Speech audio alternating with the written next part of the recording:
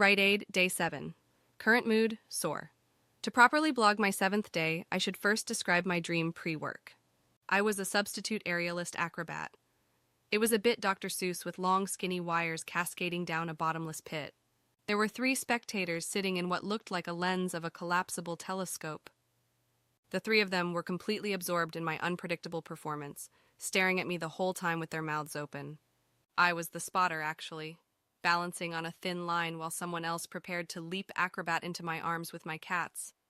And if I didn't catch her, well, we'd fall down the black hole. As she prepared to jump, she spoke reassuring Zen-like images to make me imagine that I was really sturdy and strong. Somehow, I caught all beings at once while staying on this wire. I imagined I had just been extremely lucky, but since I had not fallen down the black hole, I was now the new aerialist acrobat and would have to do this every day. I remember thinking what a big risk this was for my cats, and I felt like a bad parent to be risking their lives every day, catapulting them into the unknown. Funny dream to have when I had felt like I didn't sleep at all. My sales, over $2,000. Time, 6.0 hours. Most purchased item, NyQuil, airborne, and pregnancy tests. My nose is so stuffed up, I'm not hungry. Funny, yes, that like my first day at RA when every other woman bought feminine products.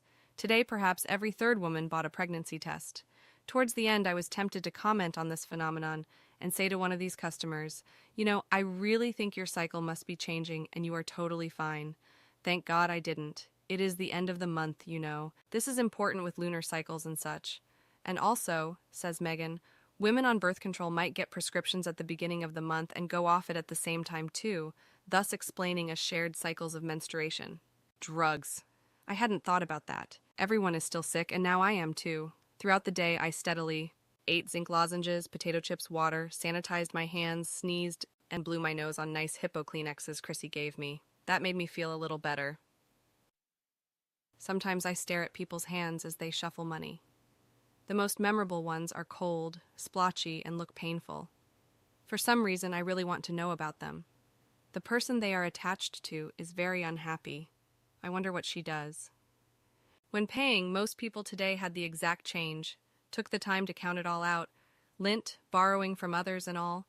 Somehow this was reversed in my interactions with money, as I was $3.99 short. A regular named Bill, who is blind, came in today, and I guided him through the store to find a small comb, a soft Oral-B toothbrush, and a Hawaiian Breeze Glade air freshener. Bill walked slow, laughed loud and awkwardly, seemed pleased to be close to someone. I described to Bill the shape and size of things.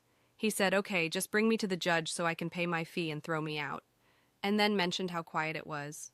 I asked if it was quieter than other days, and he said no, quiet and curt. I helped him pay and guided him through the passage of the metal detectors.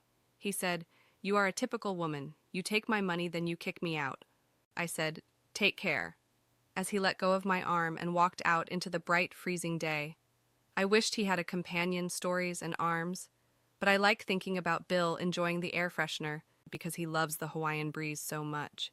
It is weird to have a job interacting with so many people, because it has brought out some genuine all-rightness with people in me. I realize that I genuinely care about human beings, strangers even, and creating momentary connections that will be lost while some return. It's all very cheesy, and on some days I might throw up thinking about how much I vowed that I love people so much.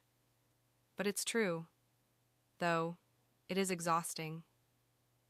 The thing that kind of creeps me out about all this is that I work for Rite Aid, and Rite Aid is taking the credit for my personability or impersonability, Like I really must have been microchipped with serotonin because I'm a product too, and all the awkward, annoying, nice, chatty, funny minutes I have with strangers out for a candy fix all will resonate with the thought of Rite Aid. Some smiling brochures titled, "Tell us about your visit," come to mind. Anyhow, I can hardly breathe, but at least the world of over-the-counter drugs is at my fingertips. If you'd like to follow along, click like and subscribe and join in the conversation below. New videos will be posted each week until it's all over.